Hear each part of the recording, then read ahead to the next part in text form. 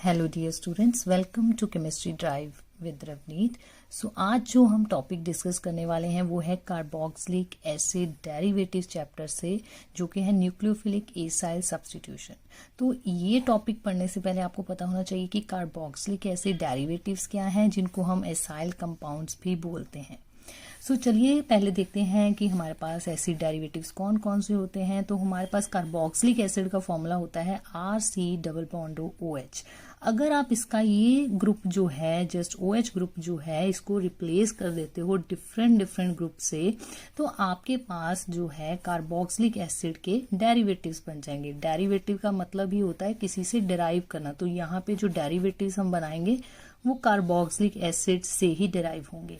तो सबसे पहला डेरिवेटिव, जैसे अगर आप OH ग्रुप को, जैसे मैंने यहाँ लिखा हुआ, आप ऐसे फ्लो चार्ट बना सकते हो। अगर OH ये देखो यहाँ से रिमूव करके X का मतलब क्या होता है केमिस्ट्री में? X का मतलब होता है कोई भी हैलोजन, जैसे Cl, Br, आइडो, फ्लोरो। तो इनसे अगर रिप्लेस कर देते हो आप इस OH ग्रुप को और उसकी जगह पे आप लगा देते हो X यानी कि कोई हैलोजन, तो वो होगा एसिड हलाइड। जैसे अगर यहाँ पे अगर आप Cl लगाते हो तो वो होगा एसिड क्लोराइड, अगर Br लगाते हो acid bromide, similarly acid fluoride and so on. फिर उसके बाद अगर आप इसको OH ग्रुप को अगर आप रिप्लेस कर देते हो RC≡O से, ये ग्रुप ऐड कर देते हो यहाँ पे, सिंपली आपको यहाँ से रिमूव करना है OH ग्रुप और आपने ये सारा ग्रुप जो है यहाँ पे इसकी जगह सब्स्टिट्यूट कर दिया। तो इसका मतलब ये बन गया हमारे पास एसिड एनहाइड्राइड। देन अगर आप OH ग्रुप को रिप्लेस करते हो एल्कोक्सी ग्रुप से तो वो बन जाएगा एस्टर। अगर NH2 ग्रुप से रिप्लेस करते हो तो अमाइड बन जाएगा। तो याद रखना है कौन कौन से डेरिवेटिव्स होते हैं कार्बोक्सिलिक एसिड के: acid chloride, acid anhydride, ester and amide. और अगर आप इसको जर्नल लिखना चाहते हो तो आप लिख सकते हो RC≡L। तो ये वाला जो ग्रुप होता है RC≡O, ये है एसाइल ग्रुप, तभी तो इनको हम डेरिवेटिव्स को क्या बोलते हैं? Acyl compounds. याद रखना RC≡O ग्रुप जो है इतना, इसको बोलते हैं एसाइल ग्रुप, और इसी की वजह से एसिड डेरिवेटिव्स जो हैं उनको हम एसाइल कंपाउंड्स बोलते हैं। और L का मतलब है जो जो आप ग्रुप सब्स्टिट्यूट करते जा रहे हो वो सारे ग्रुप्स। तो आप इसको जर्नली ऐसे लिख सकते हो। तो याद रखना ये जो है आपके पास ये एसाइल कंपाउंड यानी कि डेरिवेटिव का जो जर्नल फॉर्मूला है, तो इसकी जो शेप है दिस इज अ ट्रिगनल प्लेनर। ये ट्रिगनल प्लेनर होता है, यानी कि इसमें जो ये कार्बन है आपको दिख रहा है this is a sp2 hybridised. So I hope कि पहले आपको ये सारे डेरिवेटिव्स क्लियर होंगे। पहले डेरिवेटिव लिखना आना चाहिए, तभी तो आप इसकी न्यूक्लियोफिलिक एसाइल सब्स्टिट्यूशन कर पाओगे डेरिवेटिव्स की। तो चलो अब हम चलते हैं, ये पढ़ते हैं कि न्यूक्लियोफिलिक एसाइल सब्स्टिट्यूशन का क्या मतलब है। यहाँ से देखिए, न्यूक्लियोफिलिक मीन्स न्यूक्लियोफाइल आएगा कहाँ पे? एसाइल। एसाइल मीन्स ये वाले ग्रुप पे, एसाइल ग्रुप पे। सब्स्टिट्यूशन मीन्स न्यूक्लियोफाइल ने एसाइल ग्रुप पे आके सब्स्टिट्यूट हो जाना है। तो पहले हेडिंग्स को हमने समझना है, फिर उसके बाद मतलब हम इन डीप जाएंगे इसके। फिर उसके बाद यहाँ पे आ गया हमारे पास यही न्यूक्लियोफिलिक एसाइल सब्स्टिट्यूशन जो है। तो ये आ गया हमारे पास जर्नल फॉर्मूला हमारे डेरिवेटिव्स का। ये हमने ले लिया कोई न्यूक्लियोफाइल, तो ये मैं करवा रही हूँ इसको सब्स्टिट्यूट। तो आपको याद रखना है कि यहाँ पे जो कार्बन है ये वाला, ये पार्शियल पॉजिटिव होता है, ये पार्शियल नेगेटिव होता है। मैंने आपको शायद कार्बोनिल कंपाउंड चैप्टर कराया था एल्डिहाइड कीटोन का, वहां मैंने बताया था इसकी जो नेचर होती है कार्बोनिल ग्रुप की, इलेक्ट्रॉन विड्रॉइंग नेचर है। और उसमें ये जो कार्बोनिल कार्बन है this is partial positive in nature and this oxygen is partial negative in nature. और ये जो न्यूक्लियोफाइल है ये आएगा तो पार्शियल पॉजिटिव वाले कार्बन पे ही आके अटैक करेगा। तो जैसे ही अटैक करता है, वो आगे मैकेनिज्म हम डिटेल में करेंगे। तो न्यूक्लियोफाइल यहाँ पे आके क्या हो जाएगा? सब्स्टिट्यूट। जिनको नहीं पता है, सब्स्टिट्यूशन का मतलब होता है किसी की जगह लेना, ठीक है? यानी कि यहां से उसको निकालना पड़ेगा किसी को, तभी मतलब वो आके सब्स्टिट्यूट होगा। जैसे ही न्यूक्लियोफाइल यहाँ पे आके सब्स्टिट्यूट होगा तो जो भी आपका L ग्रुप है वो यहाँ से लीव करेगा विद द इलेक्ट्रॉन पेयर। तो L ग्रुप मैंने आपको बता रखे हैं कि कौन कौन से हैं। X है आपके पास, एल्कोक्सी है, NH2 ग्रुप है, तो जो आपने डेरिवेटिव्स के लगाए हुए हैं। तो फिर इसकी अगर हम मैकेनिज्म को देखें, nucleophilic acyl substitution mechanism of carboxylic acid derivative को, तो 2 स्टेप्स आते हैं हमारे पास। सबसे पहला स्टेप है addition and the second one is elimination. तो हमारे पास हमने ये जर्नल फॉर्मूला लिख रखा है एसिड डेरिवेटिव्स का। तो सबसे पहले क्या होगा, न्यूक्लियोफाइल आके जो है एसाइल ग्रुप पे सब्स्टिट्यूट होगा। तो अगर हम डीपली देखें तो एसाइल ग्रुप के भी कार्बोनिल कार्बन पे जाके वो सब्स्टिट्यूट होगा और इमीडिएटली ये इलेक्ट्रॉन डेंसिटी जो है कार्बोनिल ग्रुप की वो ऑक्सीजन को शिफ्ट होगी, because you know that oxygen is the more electronegative. और ये जो ट्रिगनल प्लेनर आपके पास एसाइल कंपाउंड था ये किस में चेंज हो जाता है, टेट्राहेड्रल इंटरमीडिएट में ये चेंज हो जाएगा। तो जैसा आप देख रहे हो न्यूक्लियोफाइल यहाँ लग गया है, ऑक्सीजन के ऊपर आएगा नेगेटिव चार्ज। कुछ बच्चे ये नेगेटिव चार्ज लगाना भूल जाते हैं, तो आपने जैसे ही इलेक्ट्रॉन डेंसिटी शिफ्ट करनी है तो ये नेगेटिव चार्ज जरूर लगा देना है। सेकेंड स्टेप जो है हमारे पास that is the elimination step.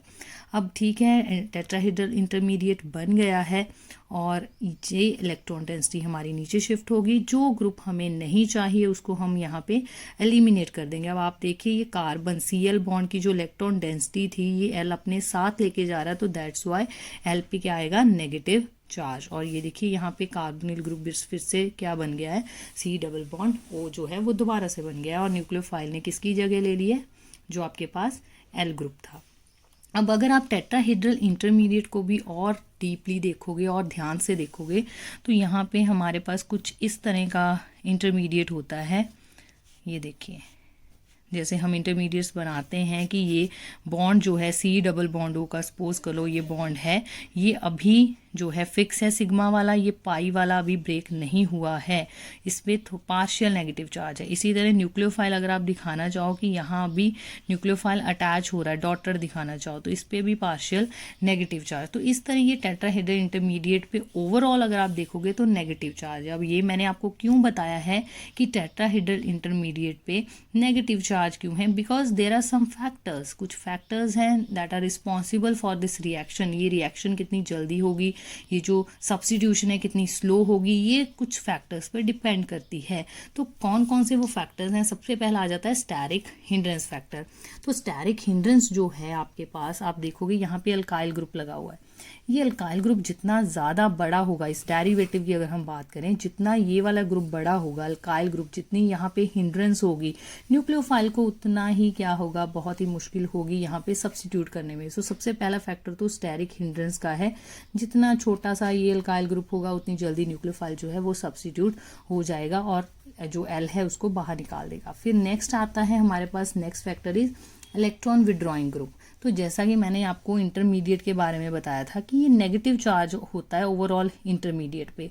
तो ये जो आपके पास R ग्रुप है यहाँ पे, इसके साथ अगर कोई आप इलेक्ट्रॉन डोनेटिंग ग्रुप लगा दोगे वो तो और इंटेंसीफाई करी जाएगा यहाँ पे चार्ज। अगर इंटेंसीफाई करी जाएगा चार्ज तो फिर इसको निकालना बड़ा मुश्किल हो जाएगा लिविंग ग्रुप को, और वो डीस्टेबलाइज, मोर ओवर डीस्टेबलाइज कर देगा टेट्राहेड्रल इंटरमीडिएट को। तो हमें यहाँ पे जो ग्रुप चाहिए, ऐसा ग्रुप चाहिए जो इसको स्टेबलाइज करे, और वो कौन सा होगा फिर, इलेक्ट्रॉन विड्रॉइंग ग्रुप। सो इलेक्ट्रॉन विड्रॉइंग ग्रुप क्या करेगा, हेल्प करेगा किसमें, कि नेगेटिव चार्ज को डिस्पर्स करने में। ठीक है, याद रखना इसके साथ जो ग्रुप लगा हो प्रेफरेंस है कि वो क्या हो, इलेक्ट्रॉन विड्रॉइंग ग्रुप ही हो, because that electron withdrawing group will help in the dispersal of negative charge. फिर आगे वेरी इंपॉर्टेंट फैक्टर आता है लीविंग ग्रुप। अब चलो जी, न्यूक्लियोफाइल सब्स्टिट्यूट करा दिया आपने, अगर यही यहाँ से निकले ना L, तो फिर क्या फ़ायदा न्यूक्लियोफाइल को लगाने का। सो इसको भी तो जल्दी जल्दी यहाँ से निकालना है, तो जितना जल्दी ये यहाँ से जाएगा better the leaving group, so more faster will be the nucleophilic acyl substitution. और एक चीज़ आप याद रखिएगा कि वीकर द बेस, जितना कोई वीक बेस होता है उतना ही बेटर लिविंग ग्रुप होता है। और हमारे पास ये अगर हमारे डेरिवेटिव्स हैं तो याद रखिएगा Cl नेगेटिव जो है हमारे पास, वो हमारे पास कैसा बेस है, एक वीक बेस है, तो जल्दी लीव कर देगा। तो ये एक हमारे पास जो है इनके बेसिसिटी के बेस पे और लिविंग ग्रुप के बेस पे, ये हमारे पास एक इनकी हमने यहाँ पे ये चेन बना रखी है कि अमाइड जो है सबसे जो है मतलब कह दो कि बैड लिविंग ग्रुप है as compare to Cl negative. तो ये सारा अभी यहाँ तक मैंने आपको जो बताया है, आई होप आपको समझ आ गया होगा कि डेरिवेटिव्स कैसे लिखने हैं। एसिड डेरिवेटिव्स हमें कौन सी रिएक्शन देते हैं, न्यूक्लियोफिलिक एसाइल सब्स्टिट्यूशन रिएक्शन देते हैं। और न्यूक्लियोफिलिक एसाइल सब्स्टिट्यूशन जो है उसके कितने स्टेप्स मैंने बता रखे हैं आपको, 2 स्टेप्स होते हैं, एडिशन एंड एलिमिनेशन। और एडिशन में न्यूक्लियोफाइल ऐड होता है, जो ट्रिगनल प्लेनर आपके पास जो एसिड डेरिवेटिव था वो किस में चेंज हो जाता है, टेट्राहेड्रल इंटरमीडिएट में, जिसपे ओवरऑल नेगेटिव नेगेटिव चार्ज होता है, और फिर उसके बाद जो है आपका जस्ट जो लिविंग ग्रुप है वो लीव करता है, न्यूक्लियोफाइल सब्स्टिट्यूट हो जाता है। और फिर हमने डिस्कस किए हैं कुछ फैक्टर्स। अब एक बहुत ही इंपॉर्टेंट क्वेश्चन कई बार पेपर में आ जाता है कि why aldehydes and ketones undergoes nucleophilic addition reaction and not nucleophilic acyl substitution reaction. आपने एल्डिहाइड कीटोन चैप्टर करा रखा है मैंने आपको, उसमें मैंने आपको बताया था कि जो आपके पास एल्डिहाइड्स कीटोन्स होते हैं, जैसे ये सपोज मैंने लिखा है एल्डिहाइड, और हमने वहाँ देखा था कि न्यूक्लियोफाइल जो है वो ऐड होता, वहाँ से निकलता कुछ नहीं है। वहाँ पे क्या था, हमारे पास न्यूक्लियोफाइल यहाँ से ऐड होता है, यहाँ से ये नहीं कि H निकल जाता है, यहाँ अगर कीटोन है तो यहाँ से R निकल जाता है। तो ऐसा क्यों है? तो इसका जो आंसर है वो है कि आपके पास जो एल्डिहाइड्स या कीटोन्स हैं हमारे पास, सपोज ये मैंने यहाँ कीटोन लिख रखा है, यहाँ एल्डिहाइड है, ये न्यूक्लियोफाइल है। अगर आप इसकी ये साइल सब्स्टिट्यूशन कराना चाहो, सपोज ये साइल ग्रुप है, मैंने यहाँ सब्स्टिट्यूट कर दिया न्यूक्लियोफाइल को, ये ओ नेगेटिव आ गया या डैश है। अगर कीटोन है, ये मैंने साथ ही में एल्डिहाइड का भी लिख दिया कि अगर एल्डिहाइड आएगा तो H होगा। फिर यहाँ पे देखिए, अगर न्यूक्लियोफाइल सब्स्टिट्यूट होगा तो ऑब्वियसली यहाँ से लीव करेगा ये ग्रुप, ठीक है। तो यहाँ पे C डबल बॉन्ड O आ गया, न्यूक्लियोफाइल सब्स्टिट्यूट हो गया, यहाँ से R डैश नेगेटिव निकलेगा। अगर ये कोई कीटोन है, हाइड्राइड आयन निकलेगा। अगर ये कोई क्या है, एल्डिहाइड है, ठीक है, एल्काइड आयन बोलते हैं इसको, जिनको नहीं पता, एल्काइड आयन होता है ये R नेगेटिव, और H नेगेटिव जो है हमारे पास that is a hydride ion.